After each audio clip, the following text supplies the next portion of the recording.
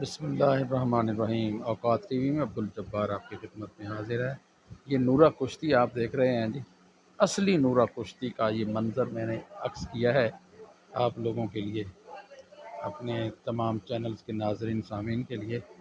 तो ये देखें असली, ये देखें बज़ाहिर ये भाग रहे हैं और असल में ये भाग नहीं रहे। बज़ाहिर ये लड़ रहे हैं, हकीकत में ये नहीं लड़ रहे। जिस तरह के हमारे सियासतदान बज़ाहिर आपको लगता है कि ये एक दूसरे मुखालिफ हैं, ये सारी नूरा कुश्ती होती है। तो ये नूरा कुश्ती का मंज़र मैंने आप के लिए अक्सबंद किया है।